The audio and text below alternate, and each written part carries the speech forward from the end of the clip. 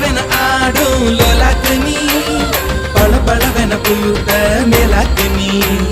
தளதளவென இருக்கும் பல்லாக்கு நீ பளபளவென பேசும் உள்ளாக்கு நீ ஐயாவே ஐயாவே அழகிய பாருங்க அம்மாவும் அப்பாவும் இவளுக்கு யாருங்க பெண்ணிலா சொந்தக்காரிங்க கத்தாழ கண்ணால குத்தாத நீ என்ன